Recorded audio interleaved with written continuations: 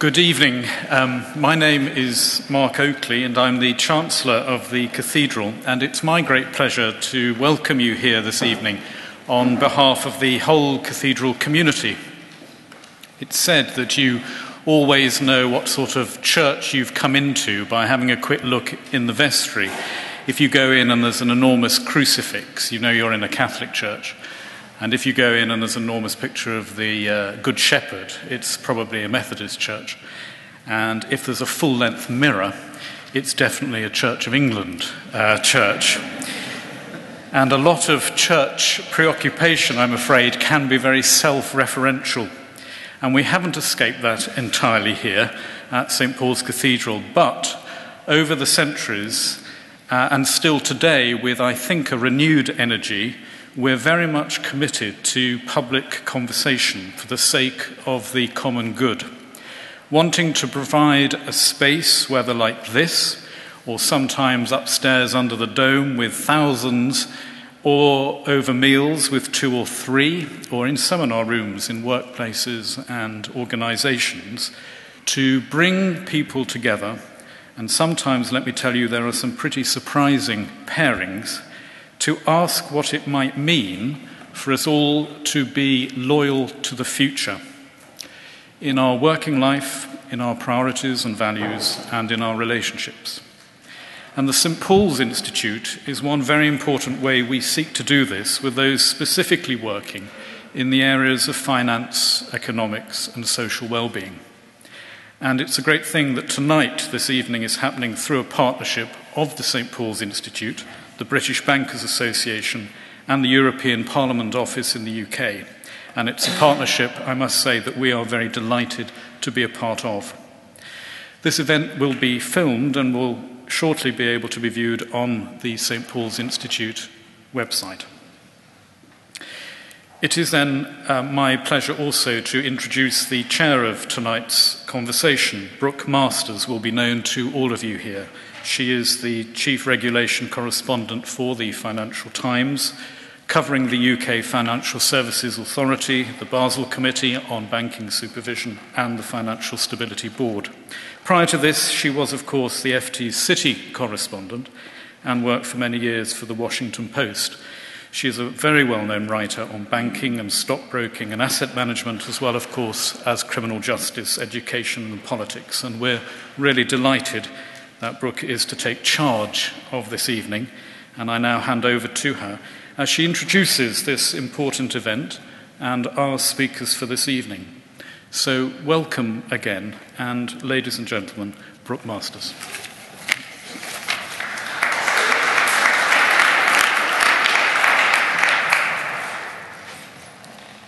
Welcome, everybody. It's a great pleasure to be here. In the wake of the financial crisis and a series of scandals involving virtually all the blue-chip names in banking, demands for more and tougher regulation continue to rise. And parliamentarians and regulators in Basel, Washington, London, Brussels, Singapore, Hong Kong are all rising to the occasion.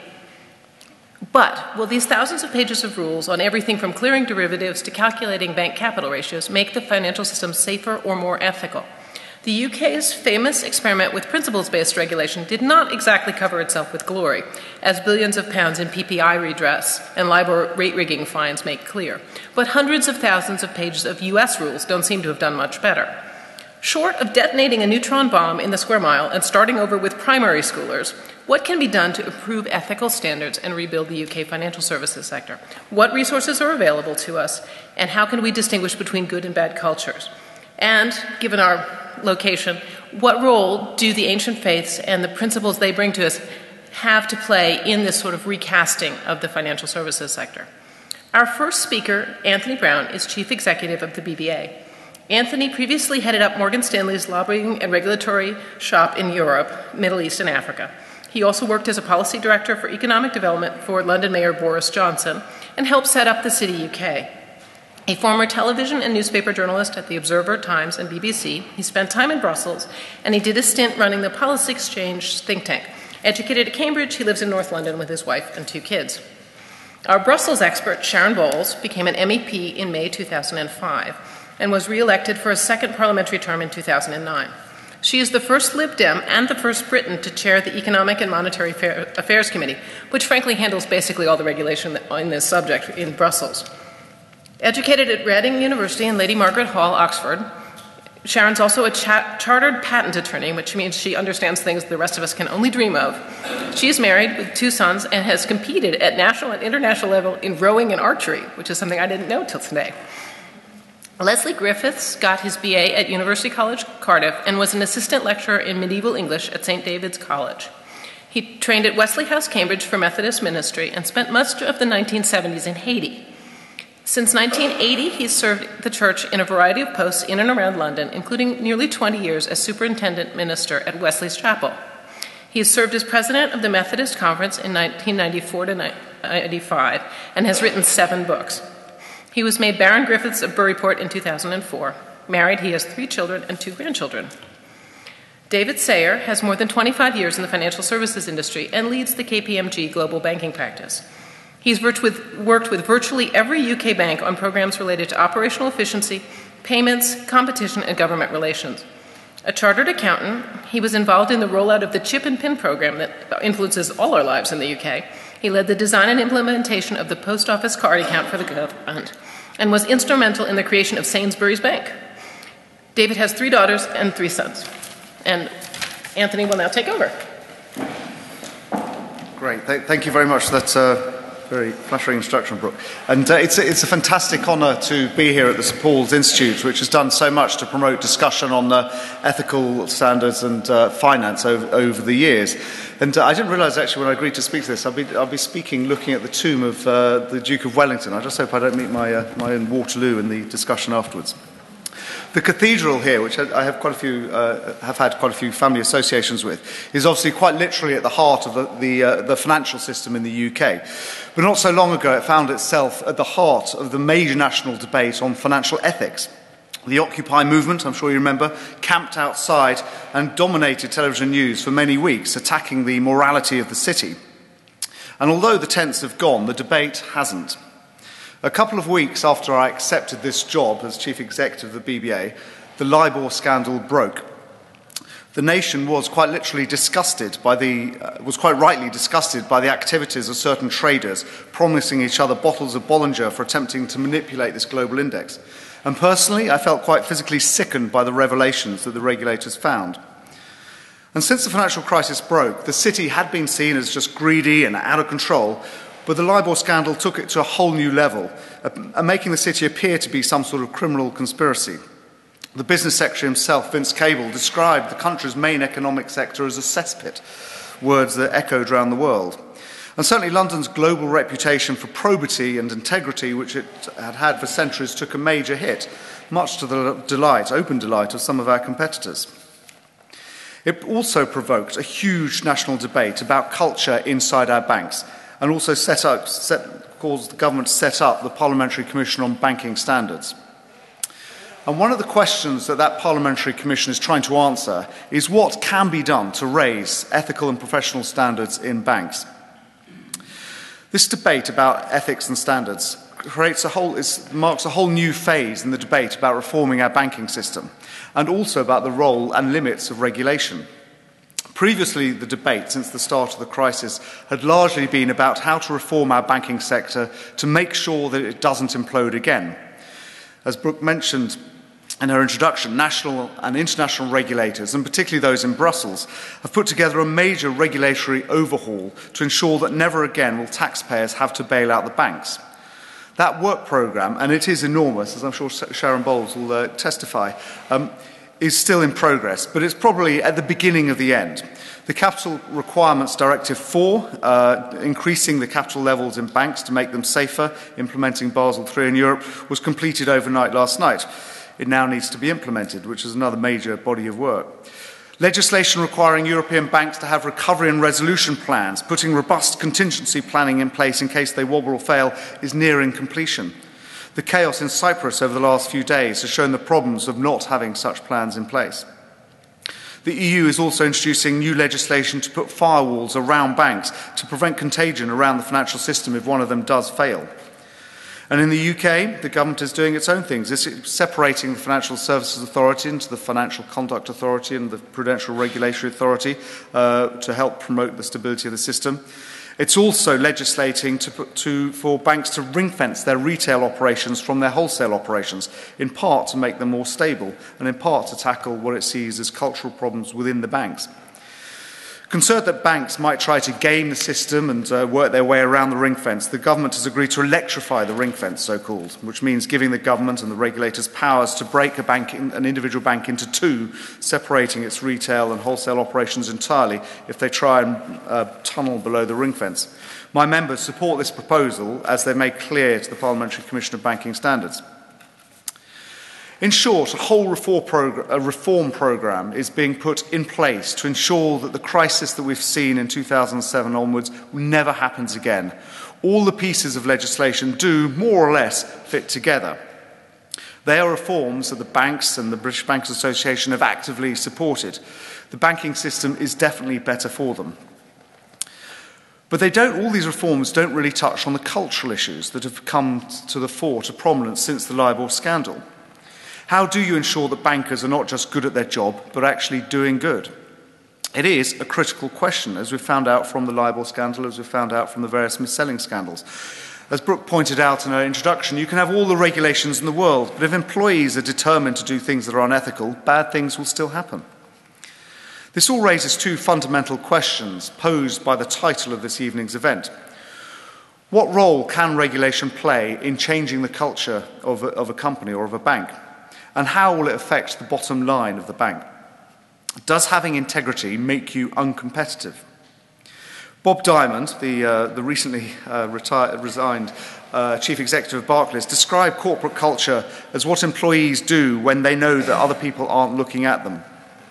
And that very definition, which I think is rather good, rather highlights the problem of trying to change behaviour as intangible as culture with regulation. We've given a lot of thought about this too at the BBA. We've been in active dialogue with a lot of our members who are very engaged on this particular issue. And indeed, many of them are undergoing reform programmes internally themselves, trying to change their internal culture. You get regular pronouncements from them, which are picked up in the papers.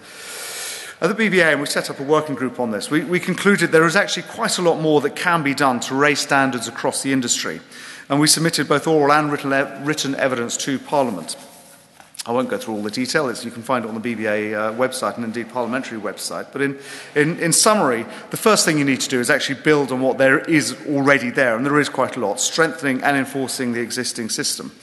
That means, for example, widening the approved persons regime so it covers a greater range of those working in the city, helping to keep out the bad apples, indeed helping to kick out the bad apples in the first place and make sure they stay out. It also means, critically, making sure that existing laws are actually upheld. There are already strong laws on theft, on fraud, on conspiracy to fraud, and many others. They are not always fully enforced, and we need to make sure that law enforcement agents do fully enforce them. It is quite simple. Everyone who breaks the law should face the full force of the law. Otherwise, and this applies to banks as much as to newspapers or indeed Parliament when it comes to expenses, there is a risk that a culture of law-breaking becomes entrenched and people feel the law doesn't apply to them. Secondly, we need a bottom-up approach, improving the professional training of individuals working in the city, including, critically, training in ethics as a fundamental part of what it means to being a qualified banker. There are professional institutes already do a lot of good work on this with the banks, but there could be stronger requirements for higher professional standards. And indeed, those who entered banking 30 years ago or so say that actually it was completely normal then at that time to get a professional qualification. Now it's more an exception. Third, we need what we call the top-down approach, requiring the boards of the banks to raise ethical standards throughout their companies. Perhaps easier said than done. But part of that would require banks being committed to upholding an industry-wide code of conduct and making sure that their employees, the systems are in place to make sure that their employees abide by that code of conduct.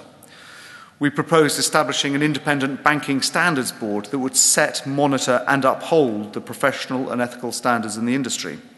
That standards board would have to have teeth to ensure that the banks do indeed take the necessary steps to change their cultures. As I said, we submitted this evidence to Parliament, and the Parliamentary Commission are considering these and many other proposals, and we'll find out in 6 weeks or so what they conclude. But that still leaves the second question posed by this evening's event, which is whether having higher ethical standards will be good for banks and good for London. Indeed, this was an issue I was grilled by the Parliamentary Commission on when I gave them oral evidence. And the unequivocal answer is, I'm happy to say, agreed by both the BBA and all my members, is yes. Having higher ethical standards is a competitive advantage for companies as well as financial centres like London, not a competitive disadvantage. Not least because of the international nature of our business. London's financial centre has for centuries traded on its reputation for integrity. People from around the world were happy to come to London to do business, to trade, to leave their money here, because they knew they would be treated honestly. And likewise, nowadays, global businesses come to London for their financial needs because they know they can trust the services they get. Just look at why London has become the legal capital of the world. It's largely because the English legal system has about the highest ethical standards in the world. Businesses know that our lawyers and judges are free from corruption, free from political interference, and free from petty nationalist biases. So when it comes to London as a financial centre, recent scandals have knocked our reputation for integrity. It's essential that we and the banks do everything we can to restore it. Thank you.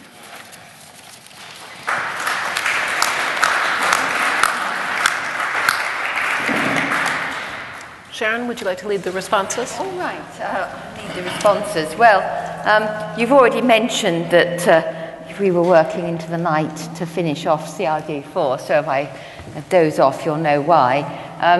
Some people have been asking us actually why it's taken us so long, but a quick statistic is because there were 800 articles in it and it took us 10 months. It actually, per article, is the fastest legislation that has ever been done. At the rate of about 3 articles a day. As somebody who has to keep wading through 1,400 pages every weekend, I can tell you it takes a lot of work. But I think that it is a large and complex piece of legislation, and that is one of our problems now, that we are having regulation that is drafted initially by the supervisors, by the Basel Committee, who are a set of supervisors, and it's very technical and it's into the nitty-gritty and really rather detailed. So they're not actually any broad brush principles in there that when you look for it, thou shalt be good or something. It's a complete set of rules that you have to comply with, that will have more rules added onto them when it comes to the manual and the technical standards and everything else that are the further layers of complexity that are added on. So it becomes such a challenge, I think, to make sure that you're complying, that you don't have time to sit back and think, well, where am I going ethically on some of it? And so I think we really seriously have to look at simplicity, because I have a set of rules that says if you don't understand it, then you shouldn't be selling it, or you shouldn't be buying it, and that's something that is certainly not true. And so fundamentally, we've had some very bad ethics in what has been termed good business. In the sense that lots of things have been bought and sold that somebody else, somewhere else, has fabricated. And I have to say, it looks like we'll be sort of soon going down that track again. So simplification, I think, goes hand in hand with creating a better ethical background. I think we could do more in terms of professionalism. We've totally lost the my word is my bond reputation in London. I'm not saying that it's gone, but internationally there is certainly a big tarnish, and we need to work hard to get that back. And if you look at the kind of penalties that you have if you misbehave, they're not comparable with the penalties that you might have in other professions.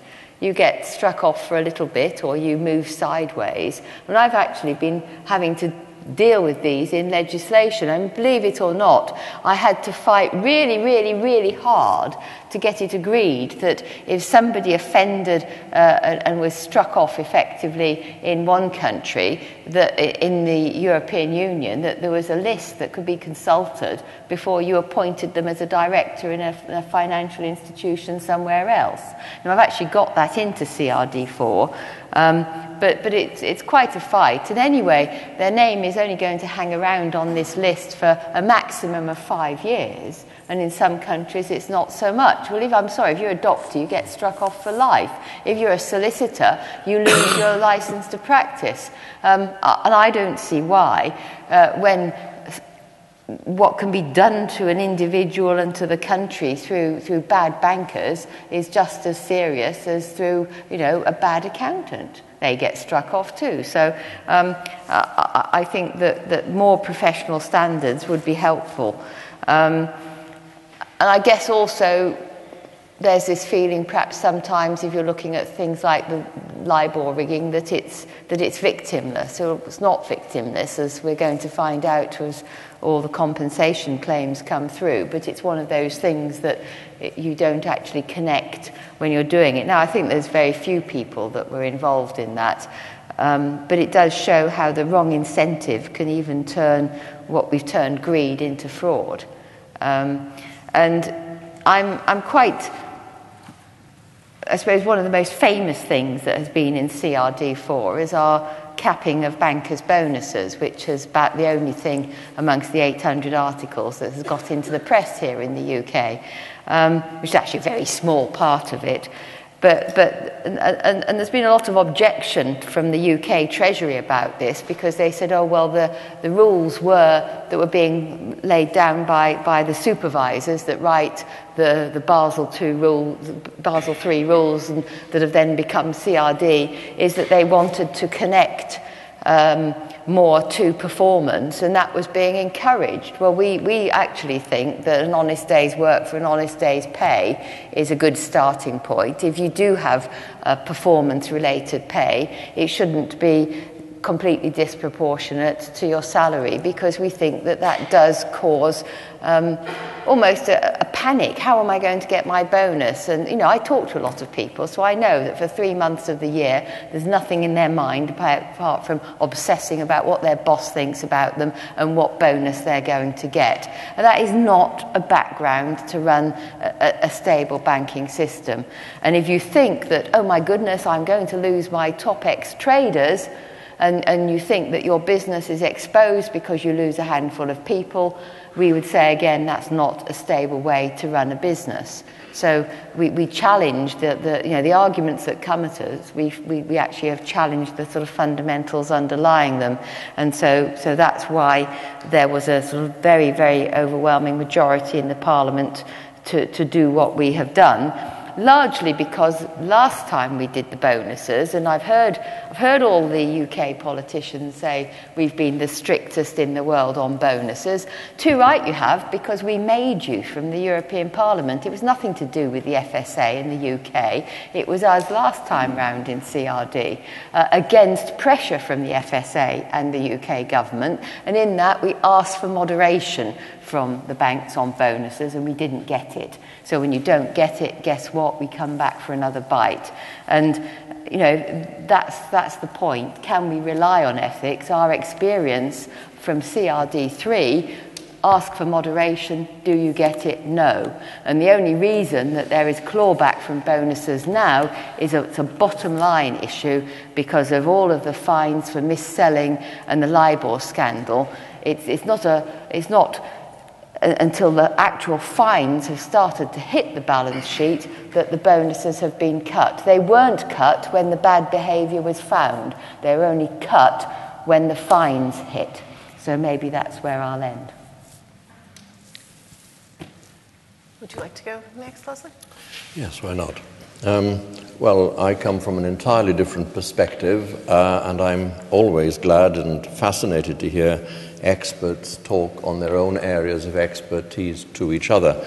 This has been quite an extraordinary week. On Monday in Parliament, I was part of a debate about the Leveson report, and regulation, or should it be self-regulation of the press? And the visceral arguments on both sides of that discussion revealed both a determination on the part of some to have a statutory underpinning of regulation for the press, and on the other side, the rather panicky rhetoric about us losing the freedom of the press.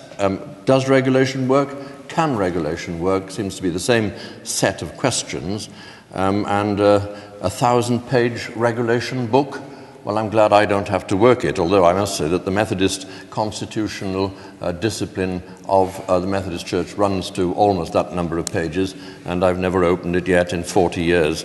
And there is common sense that you can apply it to. On Tuesday, a pope was inaugurated in Rome, had his inaugural Mass, and talked about the church needing to be a poor church. I've lived for 10 years in one of the poorest countries in the world, in Haiti, and I know that the decisions and the discussions we have in a place like this, for all its being of high-sounding and sometimes rather technical issues, affects in a very material way the poorest people on the planet. And therefore, they must remain in my mind as we discuss the issues here on an evening like this. Today, Justin Welby was enthroned as the Archbishop of Canterbury, a churchman who sits as a member of the Parliamentary Commission on Banking. And I'm glad to see someone else on that commission sitting here with us today, reminding us that from an ethical point of view, there are very legitimate things to be said about the whole practice of banking. I must say there have been times in the last 5 years when I have thought to myself that what needed to have happened in order to get things moving, although I'm comforted by the thought that certain things are about to happen and about to be agreed and about to move forward. I didn't know much about all of that, but in the last 5 years I have thought to myself that really the financial sector, the banking industry, should have really gone the way of all flesh. It should have capitulated to the laws of capitalism, and regardless of the fact that many ordinary people would have lost their money, it should have just been allowed to happen, because an artificial situation has arisen because that didn't come to pass. And all the kind of posturing and position taking now, it seems to me, is a consequence of us being in this artificial place where public money has been spent to rescue the most capitalist of all the institutions that capitalism has ever bred. It seems to me that the consequences of allowing the banking industry to collapse or to have its victims would have been one of two. One, it would have been the shock required to take the action necessary to reform the banking industry.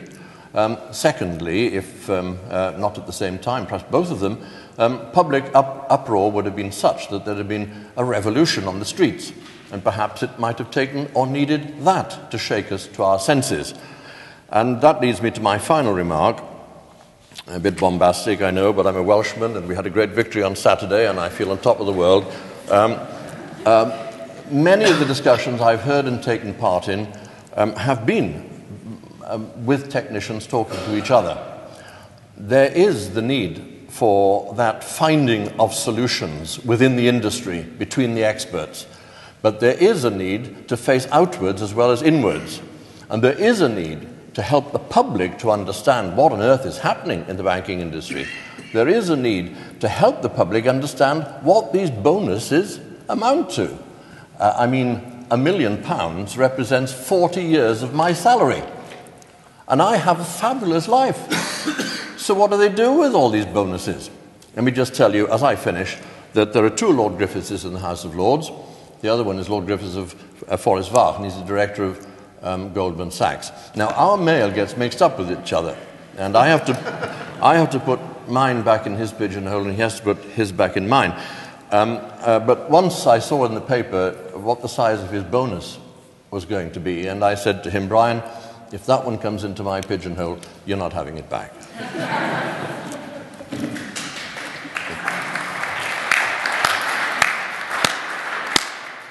David, do you want to? Yeah.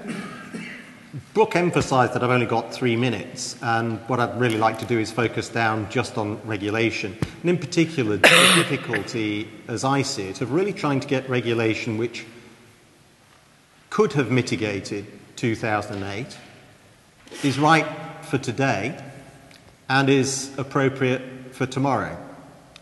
Because from my perception, 2008 was not just caused by greed, and it wasn't even just caused by bankers. And changes to bonus arrangements and to culture are absolutely necessary, but absolutely not sufficient. Many bankers actually did think that they were doing the right thing for their bank and for their customers at precisely the point where they weren't.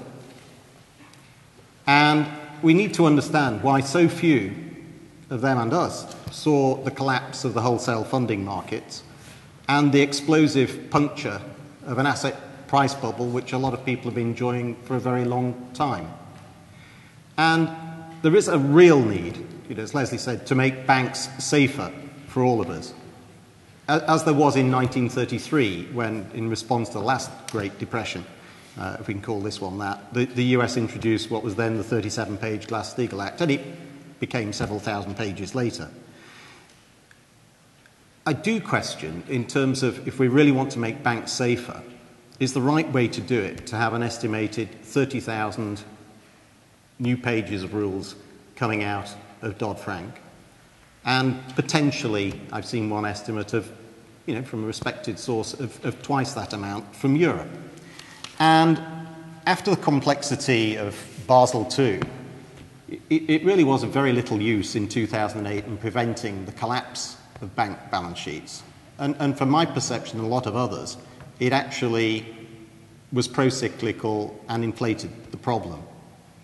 And Sarbanes-Oxley, which a lot of people thought was about controls and about real rigour, was equally ineffective in preventing the LIBOR and the AML scandals. And like a lot of others, I've really come to believe that simpler rules are better. And I think the starting point of the leverage ratio and the need for banks to hold far more common equity than they did in 2008 is the right place.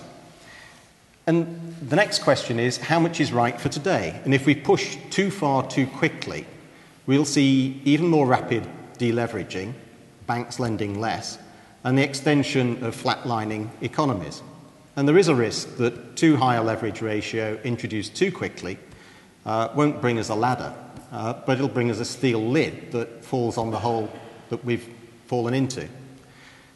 But my greatest concern, and I know that a lot of regulators share this, is that there is a real risk, because this was such a crisis, and because we're so focused on 2008, there's a real risk that we're fighting the last war, and that we're building a Maginot Line, and that the next crisis may not come from an asset price bubble bursting, and it may well come from cybercrime, terrorist attack, or a combination of the two, or a secondary bank failing, like long-term capital management. We've moved a lot of assets out of banks into secondary banks, and I do worry about the stability of the secondary banking sector and the regulation of it. And I know the regulators are following the assets, but I worry about that. I worry about Eurozone concerns. I worry about the stability of banking platforms and payment systems. And it does concern me that by focusing with exquisite hindsight on the causes of 2008, which we absolutely need to do, that we risk walking backwards into a very uncertain future. And I really do believe, in summary, we need rules that start out from being simple and become complex only if we can see an absolute requirement for that. And that we really do have to keep a weather eye out on the future and not just on the past. Well, I'm going to take the privilege of being the chair to ask a question, I think, of the whole panel. It seems to me, as we look at all of this, there are two separate things going on. One is that banks got fragile and fell apart, and the other thing is that bankers got greedy and sold people things that they shouldn't have sold them. And there are actually two separate scandals that both have to do with culture. And we can make banks safer, but they won't keep people from selling things to my grandmother that I don't want her to buy. And I think it's lovely that we're talking about banking standards and having a commission and some sort of honor roll that the Europeans will keep, and that's great. But how many of you are getting tired of hearing these speeches from the latest bank chief executive about how they've really fixed it this time, only to hear that yet another bank has paid yet another fine for yet another set of misbehavior. I mean, what I find most depressing is that the banks that we were told in 2008 were the good guys, the JP Morgans, the HSBCs, the Standard Charters, the ones who really did it right. Turns out they were laundering drug money from Mexico and playing games with at this point, what do we do? I mean, capping bankers' bonuses to one-time salary, does that really make them good people? I mean, my husband works for a bank, I should point out, and he is well below any cap. This will not affect our lives, to put it mildly. I don't think he's a good guy because his bonus is capped. What can we really do to start over? Start, Sharon, since I picked on you in the bonus cap? Well, I think the bonus cap is just a small part, and it's certainly not going to solve the problems. But I think that it just flies in the face of ordinary folk at a time of austerity as well. So you have to expect politicians to respond to that. And I think that we've got a lot of problems because we are not looking at what we are doing.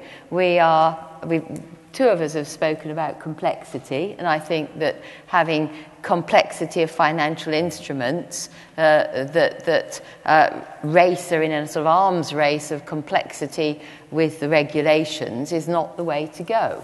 And I don't quite know how one actually begins to unwind this. It is rather difficult. But I mean, I've dreamt of all kinds of things, like putting a levy on the number of pages that it takes in the contract, or not allowing you to have disclaimers, or removing the cover that disclaimers give you, because if you're exposed legally, people will take a bit more care. I've thought of all of these kinds of things, and in little ways I've pushed them in. But the other problem I think we have with regulation is we're falling into the area of sameness. If we apply the same regulations to the banks and to those that are in the secondary banking sector and over into the insurance and fund management, and we haven't quite got it right, they're all going to fall at the same time with the same kind of problems. So we're losing our diversity. And when you go round and round and round this loop, the only two things that I can really come up with are, to repeat, simplicity and transparency. We have to know what is going on, and we have to understand what is going on, and only then can people, I think, begin to be confident that the products are right. Now, that doesn't mean to say there's going to be no complex products, but I really think that there is a future for banks that can think ahead and think like this, because I don't actually believe that the younger generation, apart from those that are in the sort of sharp city suits working in the city, I don't think the younger generation want to have any truck with this financial system which has sold them down the river in the past, where they're bearing the brunt of all the problems that we're having now, from lack of employment to the quantitative easing, which is basically robbing them of their future. All of the things that we're having to do to solve the problems are harming them. And I think that the younger generation, and by this I mean the up to 35s, as they begin to become more vocal, as they begin to be the people that hold the political power, then they're going to be wanting something different, something more straightforward, and something that they can understand. Do you want to go next, David? Well, no, but I'm going to. No, I think that I'd really like to look at culture in terms of unpicking examples of past. I said you can't just look backwards, but I think we do need to look backwards. And really the test of any new culture is, how would it have stopped the conduct risk scandals? What would have been the protection for the whistleblowers on LIBOR who saw the bottles of champagne going across? In terms of things like interest rate derivatives, actually, I think it's fair to say I don't think anybody in a bank selling an interest rate derivative foresaw that actually quantitative easing, which was in part a solution to the problem, was going to drive interest rates so low that these derivatives were going to be catastrophic for the people who'd bought them. And of course, the people who bought them didn't see that either. So there's something about, setting products and really testing them for scenarios. That's just a culture of rigor and proper engineering, building bridges that work. Then there's the ethics of selling products.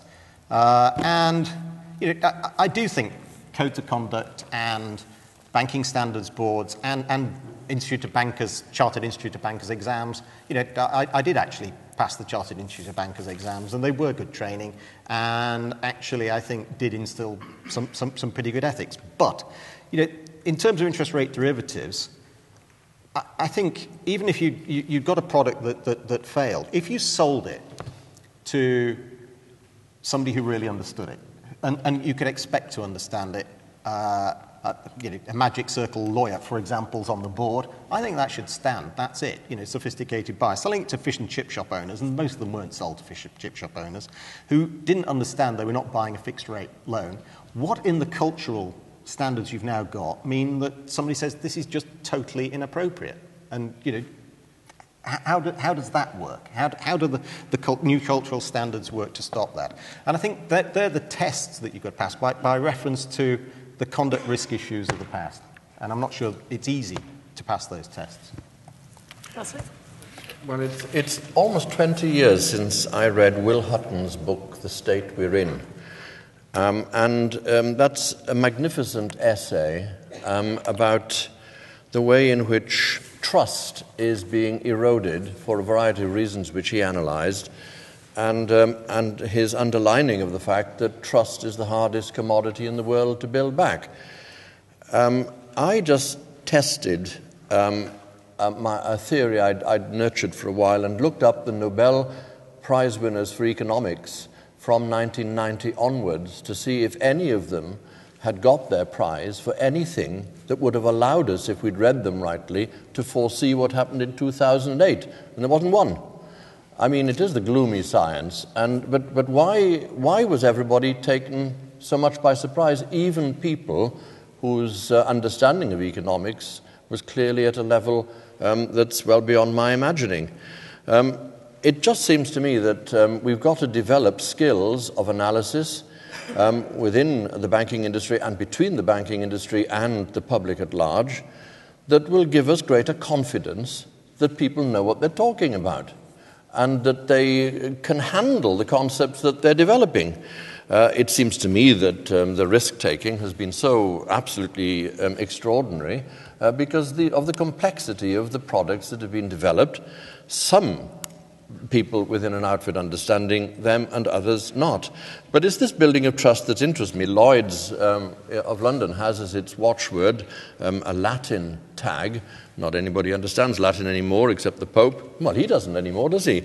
Oberima fide, with, and I translate that with trust by the bucketful. It's based on trust. I mean, at the end of the day, our financial arrangement between ourselves must be worked out on the basis of trust. Trust is the commodity beyond all commodities.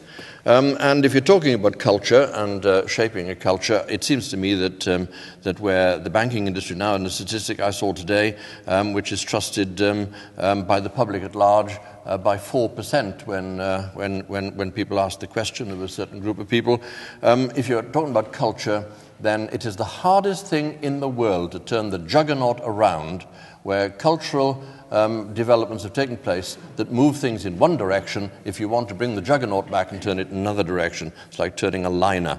So hearts and minds, persuading people that honesty isn't a bad thing, really sort of helping people to understand what ethical standards are, just good, common sense, ordinary principles of goodness and integrity and altruism. A little bit of that injected into and I really and seriously, I talk about the banking system, but I'm talking about society at large, for goodness sake. I don't want to pick fights with the banking industry. I put my money in the Santander Bank. They got all half a crown of it, and I depend on them so that tomorrow I go back and have half a crown plus 0.5% interest on it. I mean, it's a terrific deal they're giving me at the moment, but all my trust is in the banking industry. So we've got to get something to quantify and to justify the trust we place in each other, because the work we do in our financial sector is on behalf of our society at large, our nation as it finds its way in the world. It doesn't do us any good just to throw punches at people,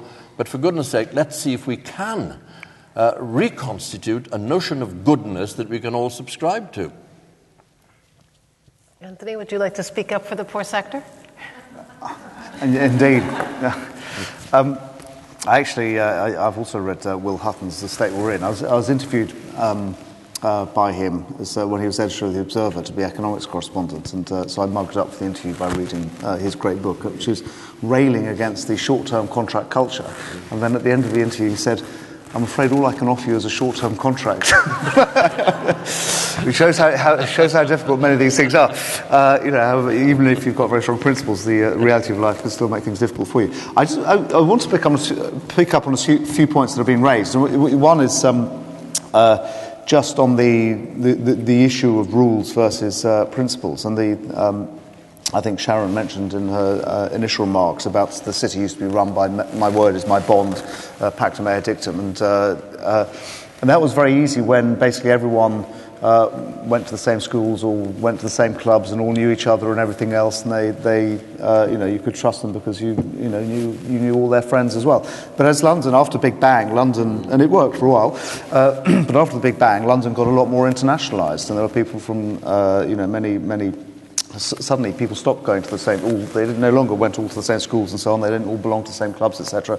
London was far more successful and rich culturally and also economically as a result of it, but it meant you couldn't just rely on this shared "my word is my bond" culture. And so after that they started realising that you need to introduce an awful lot of rules, which is as was mentioned earlier, what they do in the US. And the more complex financial services got, the more complex the rule-making has become. And you end up with, I hadn't heard the figure of 60,000 pages of EU legislation. I don't know if Sharon would back that up. Certainly, there is a huge argument for simplicity and having more simplicity. And I completely back the suggestion that the legislation and regulation should be simple to start with, unless you can see a reason why it needs to be more complex, not least because if it's simple, then its intention is probably a lot clearer, and you don't get, if you've got unbelievably complex legislation, then people probably don't understand the intent of it, and they'll just they'll employ a lot of lawyers who will look at it, and there's probably a greater danger of gaming it in that way.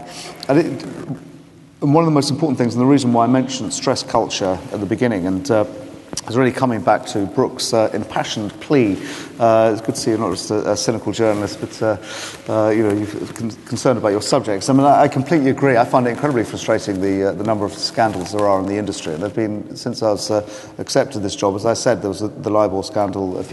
Came out a few weeks later, and then the money laundering scandals and sanctions busting scandals and so on. And it is, it's my job to try and restore trust and confidence in the industry, and I really want to end the scandals. But the one thing that does underline an awful lot of them is this cultural point. I mean, you can have lots of discussions about the regulation was wrong in this way or that way or whatever, but basically there were people who were basically doing wrong things, whether it was deliberately mis-selling stuff or money laundering or attempting to manipulate LIBOR or whatever. And so that's why I think it's so important, whatever regulations you bring in, unless you actually change the culture and get a more honest, decent culture there, you will continue to have those problems, however many regulations you bring in. But one sort of optimistic thought to end on is probably the only good thing to come out of the LIBOR scandal, and I'm still, the BBA runs LIBOR, I'm responsible for it. The only, and I'm spending half my time trying to restore credibility to LIBOR, working with the government and the regulator, the FSA. Probably the only good thing to come out of the LIBOR scandal is it's created a real focus and determination from the heads of the banks, the chief executives and chairman level and downwards, to do whatever it takes to get their sector back to being a part of society rather than apart from society, and to being honest and having a decent culture there, and actually being credible, regaining the trust and confidence of the public, of their customers and so on. And it's that makes my job an awful lot easier, because they're actually all pushing for it. They're all, I want the BBA to play a sort of a leadership role, as it were, trying to play a constructive part in restoring confidence in the industry. But it's my members are really, really pushing for it. And you see a lot of different initiatives that are announced the whole time. Just one example, to talked about mis-selling in various forms earlier. A lot of the banks have got rid of, if not most of them, have got rid of sales bonuses in their retail arms. So no longer are they actually paying people to sell products to customers, because they thought there was a lot of evidence it encouraged mis-selling, and in their determination to stop mis-selling, they're changing their whole pay structures, and that's a very welcome development. And it's because of this determination, as a result of the libel scandal and the shock and reaction to it, I do think the industry will be in a lot better place. It will take years, but it will get to a lot better place, and hopefully we'll have an end to all these scandals. I certainly hope you're right. I'd like my kids to be I hope we're right. to walk into a bank and not have to worry. David? I do have one additional point on money laundering. I think banks involved in money laundering, there's a need to unpick, what is involved here. Deliberate, fully aware people knowing that drugs money is being laundered should go to jail, and for a very long time, and laws exist to make that happen. An awful lot of the time here, and what happened last year, we're talking about how much should a bank spend, how much focus should you have on getting the absolute best systems you possibly can. You can never eliminate money laundering. Airlines can't stop people flying on planes. People will all. These are very rich, very clever people who are trying very, very hard to launder money. Banks, even if the Archbishop, brilliant though he is, and with the intent that he has, was running a bank, you couldn't guarantee that you would stop money laundering unless you stopped all trading with Latin America, Central America, Middle East, and even then you'd find it difficult. So there's what is the right culture? The right culture is that you spend the right amount on preventing money laundering. And, and I say the right amount, it's hard to get to. My daughter's a surgeon in the NHS, and she's very articulate that the entirety of all our income should be spent on the NHS because it's really important to save lives, and it absolutely is. But we do make choices to spend money on some other things. And the thing with culture, it gets very simplistic. I'd hate to be a non-executive director of a bank because I wouldn't know how much you should spend to do the right thing on preventing money laundering, and I really wouldn't. And it's not unethical to say that. I just don't know the answer. I agree with you on that, but 70% of Mexico's drug money was running through HSBC. 70%. Yes. That's a difference. No, believe me, I'm not. I wasn't defending individual banks, and I'm really not. You're right. Money laundering happens, but you don't have 70% of the drug money running through your Miami branch. Anyway, that's me taking advantage of being the chair. But now it's your guys' turn. We'd like to open up the floor for questions. Could you please try to limit your question to like a question and not too big a statement, because we're here to hear the panel. Way back by the camera went up first. My name is Sigrún Davidsdóttir. I'm a journalist. I come from a small island which tried to be a international financial center for a while. I'm not from Cyprus, I'm from Iceland. One of the things I wanted to pick up on was what Lord Griffiths was talking about proportions. If I were a shareholder in a bank and I had also bought a car, my car got stolen and the police wouldn't do anything about it, I would be pretty upset. I'm waiting for shareholders to be very, very upset about banks getting away with paying only fines. We do see these numbers, very high numbers, record numbers, but they are never put in proportion with the profit of the bank, the profit stemming from this allegedly criminal activity. So my question is really, why don't we see more criminal prosecutions when it comes to banking? Oh, there's... All the other banks, are they all stupid? I mean, how is it that nobody notices this criminal behavior? I speak not of Barclays employees, supplement my pension, shares I bought for £7 over 20 Microphone. Okay, and also let's wait, hang on. To be fair to shareholders, if you bought late, yes, you got a bad thing. Bank shares ran up like you would not believe in 2000. Shareholders played along with this game. They were very excited by how fast Barclays was growing and how big the dividends were. It is true that now they're worth less, but depending when you bought, you may actually probably got more than you deserved. And the taxpayers actually are the ones who are really... Anyway, on criminal prosecution...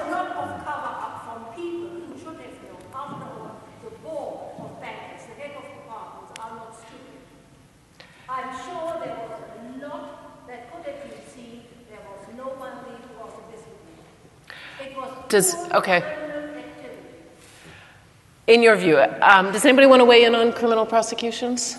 I want to make 2 points. I mean, one where as I said in my speech at the beginning, where there has been criminal activity, clearly the people ought to be prosecuted. Do try and listen to, if you ask questions, try and listen to the answers. If there has been criminal activity, then clearly it should be prosecuted, and the prosecution authorities, whether it's the Serious Fraud Office or the police, should be resourced sufficiently to actually do those proper investigations. And there are, as it happens in the wake of the Libor scandal, the Serious Fraud Office is now investigating various people we read, so there might end up being some criminal prosecutions there. However, having said that, in a lot of discussions, there's just a sense, well, a bank failed, therefore somebody should go to jail. And that I would really completely disagree with, because banks make business decisions, and sometimes those business decisions go wrong. Banks had business models that were over-leveraged. They ended up, with the benefit of hindsight, having sort of very risky models, and several of them imploded. But that doesn't mean, having a failed business doesn't mean you're a criminal, and people should be allowed to take some sort of risk without actually going to jail. I mean, lots of successful businesses, and I said this when I gave evidence to the Parliamentary Commission, have made big mistakes. I mean, you look at Nokia, they missed smartphones, and their share price went down 90%. Do you think the head of Nokia should go to jail? Businesses need to be able to make decisions without ordinary business decisions without the risk of going to jail. And actually, on the subject of the first questioner, where you're asking about when do you tie it to how much money they made, the FCA, the new regulator that takes over in April, is using a new penalty policy that does, in fact, explicitly tie the size of fines to the amount of money that got made. Whether it will work, who knows, but they at least are trying. And UBS, which has won some prizes for being the most fined bank around, is one of the few banks that has not had a profit in a year. I mean, because every time you turn around, they get fined for something else, and it is coming off their bottom line. I mean, I feel bad for the UBS shareholders because they clearly didn't sign up. And that really is the point. There is a difficulty. When a bank does something wrong, who do you fine appropriately? You're arguing for shareholders, and I absolutely understand that. When people talk about shareholders, they think about the sort of people who are earning banking bonuses. It isn't. Everybody in this room will have held shares in banks through their pension fund, etc. So when we say, let's fine the banks, who pays? Well, the only people who can pay are the employees, and employees are individually fined if they, and in some cases, very large amounts. There was one relatively... a director of Northern Rock, I think, was fined £300,000 personally, which for a building society is quite a lot of money. But you fine the shareholders, is that fair? Your shareholders, you had nothing to do with it. Do you fine the customers because they've got to find the money from customers, or do you fine the individuals? You can't take the big fines from individuals. So do you accept a very heavy penalty for the person who not made a mistake, but did something criminal? And I think, actually, a lot of the big headline-grabbing fines have just been fines on people who had nothing to do with it. Shareholders, people who rely on banks for their pensions. So just follow up on one quick point. It's quite a quick one. It's a point of principle, just picking up on the points here, about whether you punish institutions or punish individuals. And the trouble with a lot of the big fines is you are basically punishing institutions, and that means largely that often the shareholders end up paying. But that won't necessarily change the behaviour of individuals, because everything that happens is done by an individual. And there's certainly an argument to be had that actually more emphasis should be put on making sure that you punish individuals who clearly, not just who make mistakes, etc., which everyone does, but actually where there is clear wrongdoing.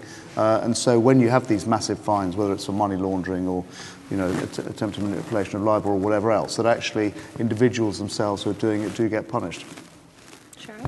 Yeah, I mean, there's all kinds of problems here. I mean, I don't think that we have been in this country good enough with the Serious Fraud Office and tracking down crime. And I don't think the FSA has been good enough. When it comes to, as against the fraud side, onto things like sort of market abuse rules, they haven't been constructed wide enough to capture things like indices and other things, which, I mean, sometimes, and I notice this at the European end of things, the UK loves to define things in terribly precise ways that quite often turn out to be totally useless when somebody's a little bit enterprising.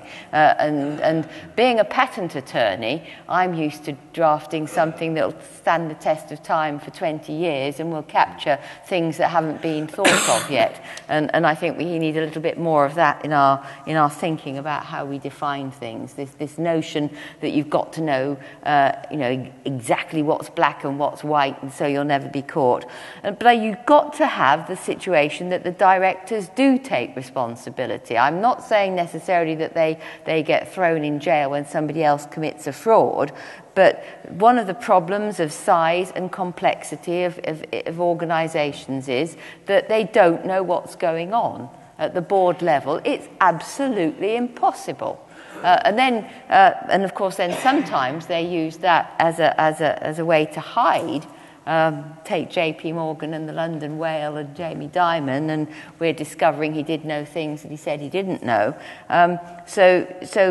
But at the top, you've got to be able to take responsibility, and there needs to be much more accountability at that level. And anyway, you're getting it, because guess what? That's in CRD4 as well.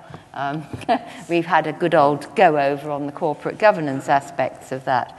But I mean, big is not good. The trouble is we're stuck with it, and we've got to find a way to deal with it. Just listening to this discussion sort of mystifies me, really. It's that complicated for people within the industry to talk to each other about what might or might not need doing. Well, they've got to go on having that discussion to find a way to solve it. I mean, one of the most graphic days of my life recently was just rushing off to support someone who was in court because a bank employee, just behind a counter, really, he had inappropriately used his business card to help him to run his personal finances through a cash flow moment. He had plenty of money vested in his property that the bank could have got if they'd wanted to, but the minute he did that, he was noticed and sacked, and indeed imprisoned for 8 months. First offence, and we're talking about £10,000, and the money was there for the bank to take back any time. Now, I'm not saying he shouldn't have been sacked, but I am saying that to have been treated in that peremptory manner and sent to prison was an extraordinary thing, on the same day that the head of his bank, who after a year of not doing as well as it should have done, was given a large amount of money to be got rid of. What do they call it? A leaden handshake or something like that, one of those things. But I mean, it just mystifies ordinary people to hear this kind of a conversation. There is a big public relations exercise that needs to happen between the banking industry and the ordinary public. Don't leave it to the Daily Mail to make up the stories. Have a PR department in Parliament, because we're pretty complicated, we go out to schools and all kinds of places to try to help them to understand how government works. We have a whole army of volunteers who do it pro bono. The banking industry, it seems to me, had better do a bit of that. And it might help them in explaining their activities to non-specialists to understand what they as specialists need to fix on. It might be a good therapy indeed. Should we try somebody up near the front? How about the gentleman by the white post? Yes, you. Wait for the microphone. It's much easier. One of the things that puzzles me, really, is why the banks seem to have so much money to distribute to employees compared with other fairly useful industries. And I wonder if the panel think that one reason might be what Andrew Haldane at the Bank of England thinks, is that they don't actually pay enough for the insurance they get from the state. And profits have gone up an awful lot in my lifetime. When I was young, bankers weren't paid so excessively, and they didn't take such big risks. So, is the fact they're not really paying the proper rate for their insurance the answer? Because they're not probably eligible for a no-claims discount at the moment. And why don't we take a second question as well right here, and we'll... Wait for the microphone. Yes, what I believe we need is not telephone book fulls of regulations, but we need informed and assertive shareholders who hold their directors and their boards fully to account, and also informed and assertive consumers who take an interest in what they're buying, have an interest in what they're purchasing, and make a probing and informed decision as to where they put their money. Somebody want to talk about the first point?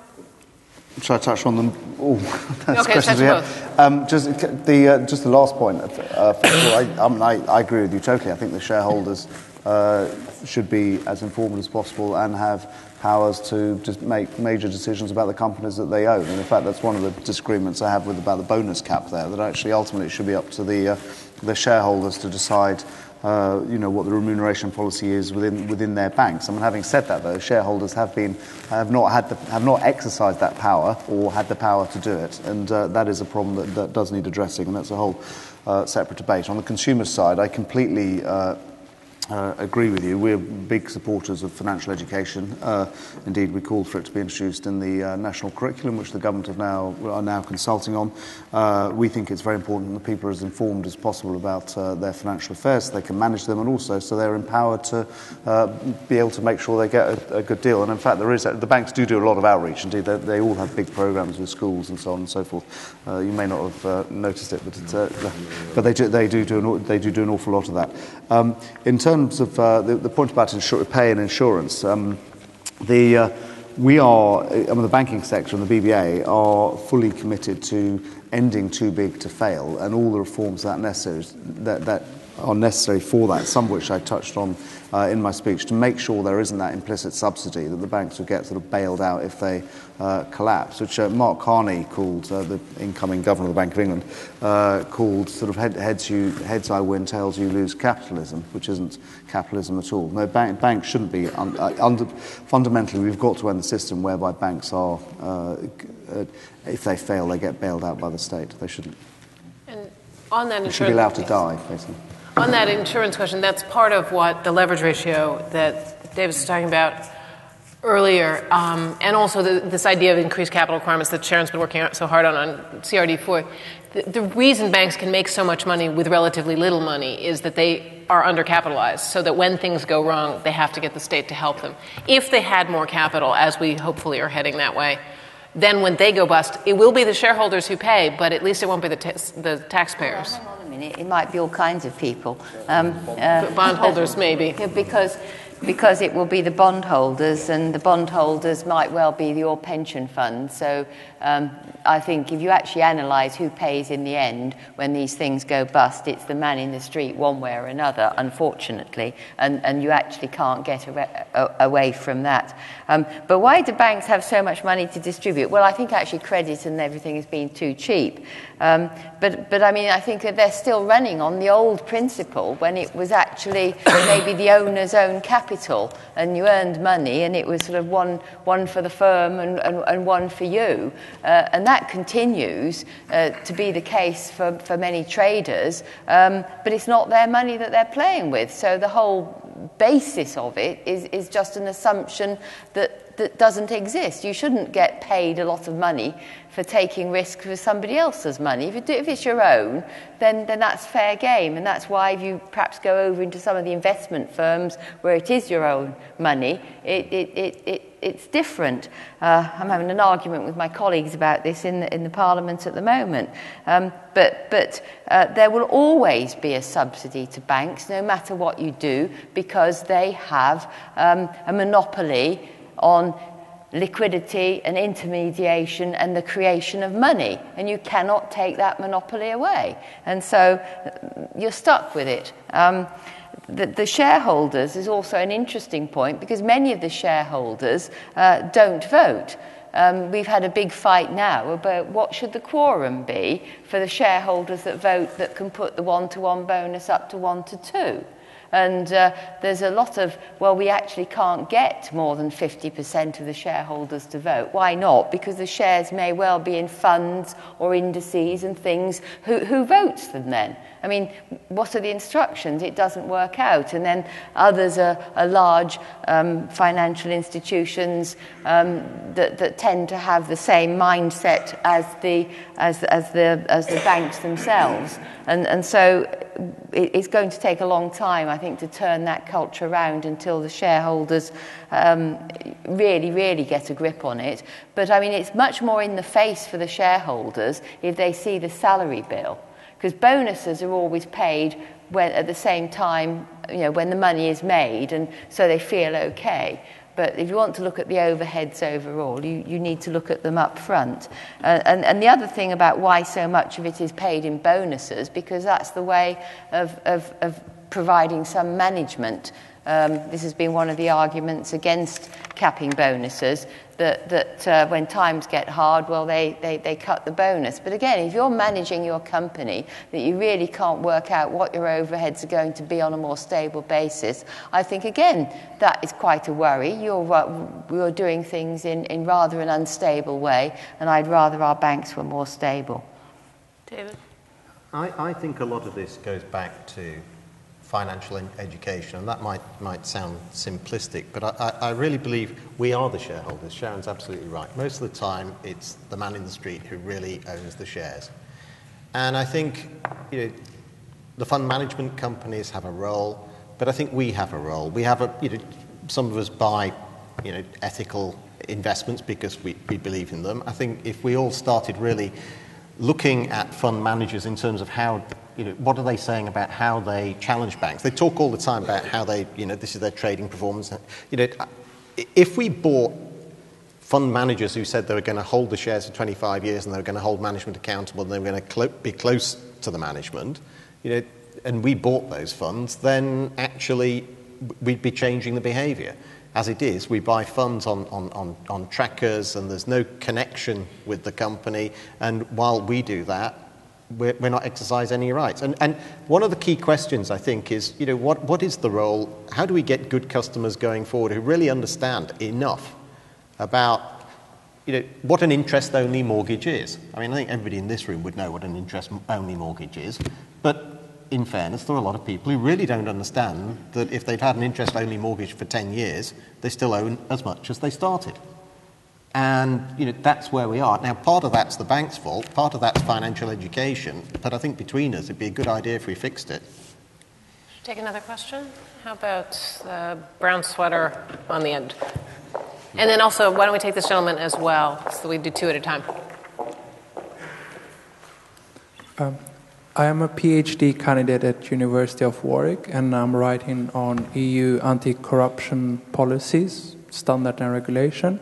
I have a question specific for the MEP about the new EU anti-corruption report, which will come up this year, and what it will entail, and will it foster any good regulation and good government practice, or will it just be another report and recommendation? Thank you. Why don't we also do this one?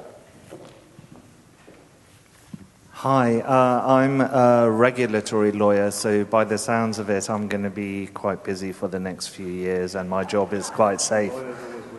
I just wanted to ask a question about the bonus cap. I think Sharon alluded to the fact that it was partly a political response, responding to general feeling that bankers are paid too much. I would agree with that very much, and I would echo much of the criticism that has been made against the bonus tax, which I think will lead to a less flexible financial system, will have bad prudential effects on the firms involved, and importantly, isn't going to affect how much people are paid, because the top people are always going to be well rewarded and their salaries will just be increased as a result. And significantly, there is no opportunity to claw back salary. So I think actually the proposals are quite misconceived. Sharon, do you want to I'll do that. Well, EU anti-corruption law, not mine. So I think that's probably the Libe committee, but it's not in front of me at this moment, so I can't help you on that. We are doing various things on market abuse and so forth that are current in the committee. I've got enough with the 50 work streams that are on my plate at the moment without looking at ones that haven't hit me yet. So I'm sorry for that. So I can't help you there. I expect that there will be a big appetite to tighten up in these areas, because when we're looking at things, whether it's be the savings tax directive or other things, in times of austerity, you want to make sure that taxes are paid, that money is properly collected, and so that the Parliament is usually very determined on those kinds of things. We do get a lot of pushback from member states, and for some member states that won't be transparent. We can't even get the savings tax directive through in getting proper exchange of information because a country is holding out on that, so you can't find where the wealth has been hidden. So, but I think small steps are progressively taken, and I think that they will accelerate, and merely because of the economic times. If you go to the bonus cap, we've been through all of the arguments. I think there is a range of people. There are people who, yes, just think that the pay is too big, let's do something. I don't buy this less flexible argument. You can still pay what will actually be about, 2.5 times salary in bonus. So frankly, if you can't manage your cash flow to within 1 to 3, then you've no business running our banks as far as I'm concerned. So crap, the less flexible. As far as the bad prudential, well, that's the same argument. You're just saying, well, we don't know what our money is going to be, and we're not going to plan it, and we're going to, give as much away in bonus as we can whenever we can, but sometimes we'll save it when we think we need it. It just doesn't stack up when you look at the argument. Why do you have to give people 3 or more than 3 times what they earn for doing their job in order to manage the cash flow of your business? I don't know any other business that runs that way. And these are the people who are supposed to be good at it, and in charge of our money. No, we don't buy it. Yes, it will be that the top people, salaries will go up as part of the way to get around this, so that they have comparable packages overall. But they're not going to go around, wondering all the time about what their bonus is. It's not going to maybe make them be so greedy and introduce bad behaviour. And anyway, the 2 times can still be clawed back, along with their pension pots and various other things. So there's plenty of clawback there. If they want to get more, it's going to be paid in long-term instruments. There's already rules about that. So, I think that we have to wait and see. But we asked for moderation. We got none. Somebody somewhere had to make a stand. You couldn't have done it as the UK on its own. The EU is big. You cannot have the biggest single market in the world without banks. And so we're always going to have banks, we're always going to have bankers, and they're going to be paid according to our rules, and if they're employed overseas by our banks, it applies to them as well. Let's see what happens in a few years. But frankly, the majority have just said we've had enough. We've heard all these arguments. We've got counter-arguments. It's not going to change now. It's done. Forget it. It's done. Oh, that's very good. I like that. But, of course, I'd like to go a bit further. I don't understand bonuses at all, to be quite honest. I mean, I mentioned the poor earlier, and they haven't got back into the conversation since. Of course, I could make some contrasts between this rich country we live in and the poor where I've lived for a significant part of my life. But I don't do that.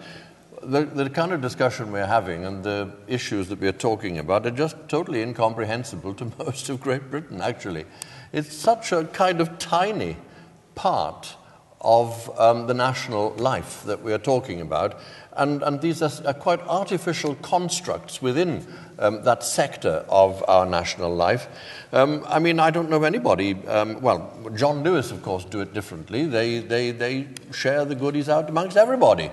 And pro rata, too. Let that happen. But this argument about, well, if you have these bonuses, if you take them away, if you take all these privileges away, then people will go elsewhere. And I say, I'll buy them their fare. It'll be economy. I wouldn't give them first class to get out of the country, but let them go. I bet there's a whole tranche of wonderful management that can't get to the top because these wretched people, paid as much as they are there already. I mean, I really think shake it up a bit and let's see what happens. Quality will rise. But if our standing in the world depends upon us creating this shaky edifice, then I think that I'd rather test that hypothesis rather than go on subscribing to it. I would agree that bonuses are clearly out of the realm of most people's lives. But in fact, when things go wrong at the banks, it's all of us, and it's all of Great Britain that does pay. Not only do we buy RBS and Lloyd's, but frankly, PPI, which, and packaged accounts that sell you things you don't want that you can't use, it's actually that sort of stuff that's really undermining people's sense of self and frankly their ability to save for their pensions. And so I think this isn't just an esoteric debate. Maybe a bonus cap would help, maybe it won't, but it's not some out there European Brussels thing that you can ignore. This is about whether our society is going to function properly in the future.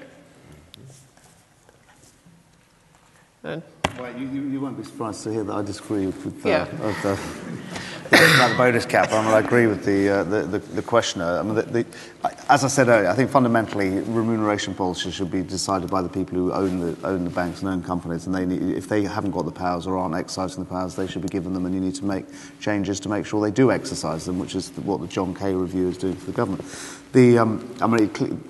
Banks are very cyclical, more than other businesses in terms of their income. It goes up and down. It clearly makes it more stable for the banks if they can, in down years, reduce the pay by cutting bonuses rather than sacking staff. If they sack staff, they're not there to do business when it comes back up. You don't have bonuses for everyone in the entire bank, so it's not a question of the whole wage bill going from 1 to 3, because most people don't get bonuses that big. It's only people in certain set parts of the bank, and it's people largely who are doing sales. And in fact, bonuses, having the business model of a low base pay and then most of the pay being on commission on sales, is a completely standard model in lots of other areas. I agree these aren't particularly good comparisons, but estate agents and car salesmen, that is another model. You might want to cap bonuses on estate agents as well. But what really matters on bonuses is making sure that people aren't rewarded and getting bonuses for behaviour that you want to discourage, for taking excessive short-term risks, with other people's money, as was mentioned earlier. You've got to make sure that the bonuses are used to encourage the sort of behaviour that aligns the long-term interest of the individual with the company. And in fact, most of that is already in place, and largely through EU legislation, as Sharon mentioned earlier, that actually most bonuses, the vast majority, are paid are deferred over 3 or 5 years to make sure the long-term incentive is there. And most of them, sometimes individual companies go far further than that and postpone it until people actually retire. Then most of the bonuses have to be paid in shares or equities or other longer-term instruments. And for the higher pay, the actual instant cash bonus is, by law, a maximum of 20%. And for those of you, concerned about the level of bonuses, the actual total cash bonus has dropped 77% since 2007.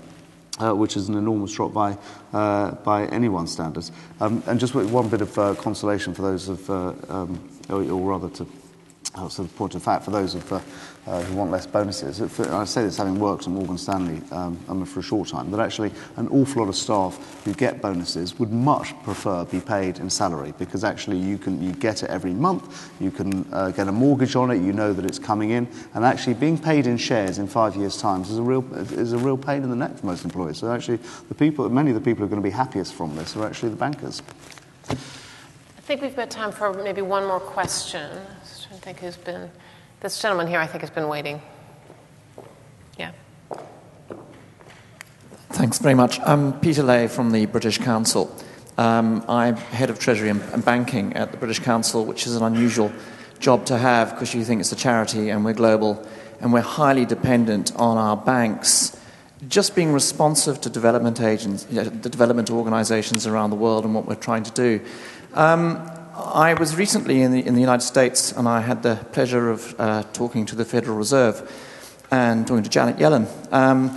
And one of the things that I felt about regulation, which seems to occur to lots of corporates trying to operate and trying to kickstart our own economies and development organizations, is the regulation is costing.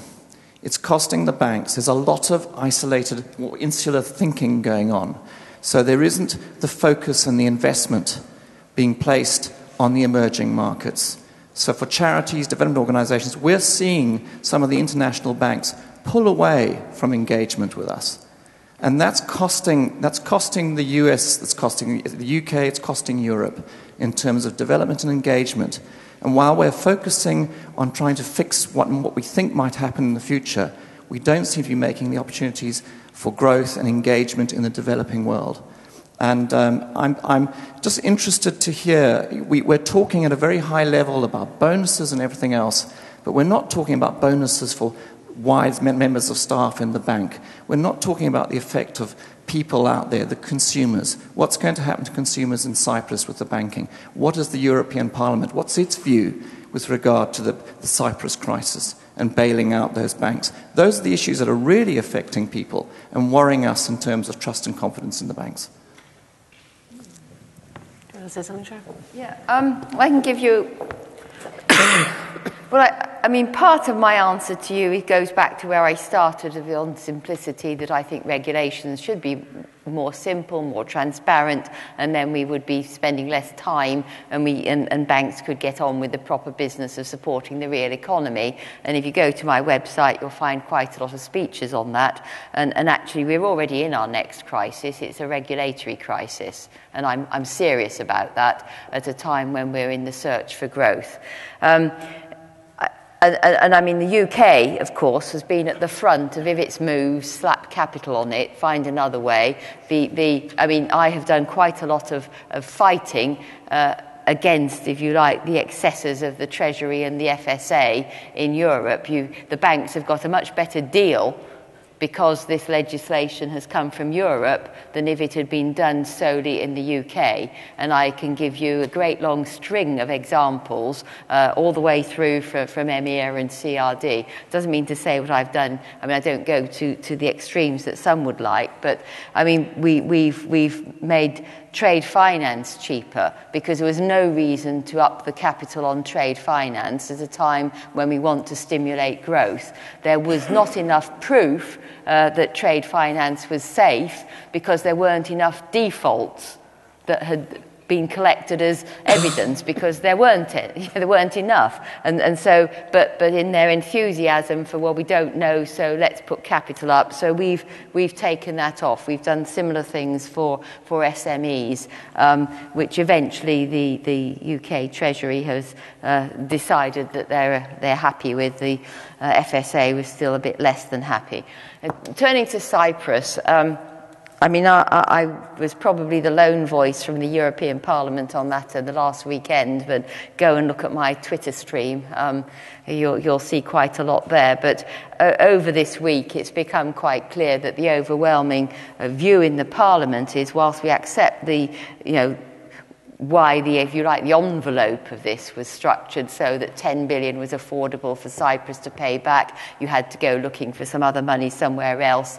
That it was unfair in the way that it hit smaller savers. It was really bad in the way that it has destroyed the trust in the deposit guarantee scheme by sort of wangling around it on this notion, well, it's a levy and a tax, and it's not that. And so there is a lot of sympathy. Myself, I really think that the ECB is becoming just a little bit too political in the way that it threatens to withdraw liquidity. I know central banks have to be tough at times, but I think that knowing some of the personalities involved in this, I can just imagine that they were overly political in the way that was applied, and it seems so since. Right as we speak, there might be all kinds of interesting things going on, but I think there could have been other options and ways to raise that 5.8 billion. Yes, go for the big accounts that are uninsured. That's fair game. Wipe out the bondholders, but the junior bondholders, I think, were hit, and there weren't that many senior for it to make any difference, but they should have been wiped out if you're going to wipe out depositors, because they rank pari passu with that, so you can't have different rules for things that are meant to be ranked the same. I think if you tried to link the amount you were taking from depositors to the interest that they had received, it would have been fairer, because they've been receiving higher interest in a dodgy banking system in Cyprus, much more than if they'd had it, say, invested in a bank in another country. So if you'd said, right, well, you're 3% up, we're going to come in and the amount you pay relates to that would have had an element of fairness in it. They could have been looking at some kind of structure that, maybe in a goodwill gesture did something with the gas revenues, even though they're both politically and technically difficult to get at. But, we're a European Union. You could have done a bigger package, but the fact of the matter is they got the data on the bank accounts on Friday, they went into a meeting and they sat around with a bunch of ministers and whoever else is there and tried to come out in 10 hours with a plan that if you went to an investment bank or anybody else to try and sort out would have taken a little bit more thought than that. So it was a bad plan. I just fear that it might have backfired very badly now, dependent upon how they're going to deal with the banks and this investment fund and whatever is going on. Do you want to talk about the impact on the rest of the world? Yeah, I mean, I fundamentally agree with the questioner that ultimately what this whole thing is it's about the real economy, it's about real people, it's about the poor people you mentioned, it's about the developing world, about global businesses, local businesses being able to get access to finance, it's about people having trust in their banks and the products they can get in the banks. It's all real world stuff, and the banks are absolutely there to serve the rest of the economy and the rest of our society rather than the other way around. I mean, there have been major failures which meant it has been the other way around sometimes, and that's why we need to reform the system. Sometimes people ask me why I took this job on representing the banks, and it's actually because we need a banking system, we need a healthy banking system, we need to restore trust and confidence in the banking system. The banks are determined to do what it means to get there, even though there might be disagreements on particular things like bonuses. And I have to say that on bonuses, really sort of agreeing with the questioner, that actually it's something that politicians obsess about a lot and the media gets a bit upset about. If you look at the opinion polls, what do people actually care about? Most of the public don't really care about bonuses that much. They do care about mis-selling, and they do care about having bailed out the banks and with taxpayers' money. They get very upset about that. And the whole point about the Cyprus thing shows the importance of getting this right, because without having if you don't get it right, then you have those sort of financial crises that cause major panics, that cause huge drains on taxpayers. We've got to get it right. No, just my last word. A slightly different example, but still with the poor in mind.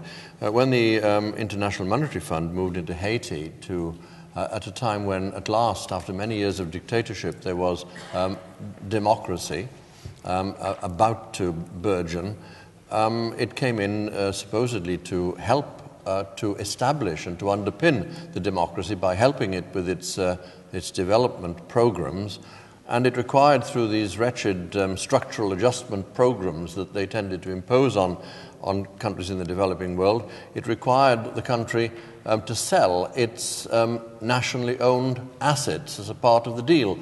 And that immediately threatened the very democracy that led to the initiative to bring them in the first place happened, because once the country sold off its flour factory and its cement factory and so on, which were just about the only national owned, they were bought by people within the financially well-off part of the country. In other words, the great divergence between what is commonly called in Haiti the morally repugnant elite and the peasantry who have nothing was just reinforced, because it was that very elite that bought the assets, took them into the private sector, and created the problem that we're still trying to face in Haiti to this day. So it's just that I do see a role for the banking industry, whether in the IMF or in any other way, in serving the needs of any society. And any conversation like this that we have, which raises criticisms of the industry, must have as its ultimate goal taking the conversation beyond this point, to asking the question again and again, how can we get our banks to serve the best interests of the country? And that raises ethical questions necessarily. Well, last word, David, and then Sharon. Oh, that's exceptionally kind. In terms of the developing world, I think banks have become more cautious, and so they should. After 2008, they've become more cautious. Capital's become tighter. But I do see some really fantastic things. I've been in Africa and a number of countries in Latin America in the last year. And I really see in Africa using mobile telephony, South African banks, Barclays, other banks, providing services to people who never had banking before. There's a lot wrong with banking, but when you see what it can do to a society that hasn't had it, in terms of safety and security and not having to carry cash about, encouraging trade, and we're really talking about the poor, and microfinance, all these things depend on banking. And using that technology to do that, I think, is fantastic. I've seen Santander and BBVA getting their entire growth story really around the Hispanic United States, many developing countries, and I look at countries like Mexico. Look, we've talked about the problems with drug laundering. Audi opening a plant in Mexico to supply the United States, needs effective trade finance, which comes back to what banks really do. And one of the most remarkable statistics, I think, is that over half the trade finance between India and Africa is managed through London. And I think that, we talk about socially useful banking. I think that's socially useful banking for poor people. And, it works in a capitalist society too. Let's not pretend it doesn't. In terms of crisis, I've agreed with everything Sharon has said throughout the long weekend about the 100,000. I agree with that absolutely. And I think this applied to Icelandic banks too. I think when banks are paying double the average rate, there should be some reflection of that when a bank goes down. The depositors who were in the banks that were paying lower rates shouldn't cross-subsidise the ones that are in the higher rate banks. That drives out good money and sensible consumer decisions. But I think if the EU says there's a guarantee of 100,000 euros, there should be 100,000 euros. And I think, your point about making a mistake in 10 hours, the real tragedy is that all this time since 2008, with a problem that everybody's seen coming for a very long time, it had to be decided in 10 hours. And I kind of understand why, because people would have taken the money out if they'd known there was a 3-week meeting going on determining how the losses were going to be apportioned. You'd have to close the banks down for 3 weeks. But, all this time on from 2008, we should have a better way of resolving banks than that. Sharon, would you like a last? Well, I had quite a long go there. They're going to have been closed for a week by the time they sort out in Cyprus. But as an interesting byproduct of that, people have from time to time speculated how a country may or may not be able to leave the euro, and have thought that that was something that they could do quickly over one weekend. I think that the fact that you couldn't even sort little Cyprus out with this kind of thing over a weekend just nails once and for all that we would be in for some really major disruption if anything like that were ever to happen. But apart from that, I think I've had a fair crack at most of the things. Sounds good. Well, it's been a fascinating evening, I think, and with really good range of opinions, because I sit on too many panels where everybody agrees with each other. It's really boring. This is fantastic. I think, I guess speaking here, you want to sort of think about one's moral duty and all that. This shouldn't just be everybody sitting and listening to a bunch of people debating about bonuses. This should be about everyone going home and thinking about how can I personally help make the banking system better, either through my consumer decisions. Go give your money to the bank that's doing good things. Take your money out of the bank that is risky and brings out its crazy bonus schedule on budget day, where I have to confess I have money and I've been thinking about. Go do something. Lobby your MP. If you really care enough to come listen to this stuff, do something. And I guess on that note, thank you all for coming.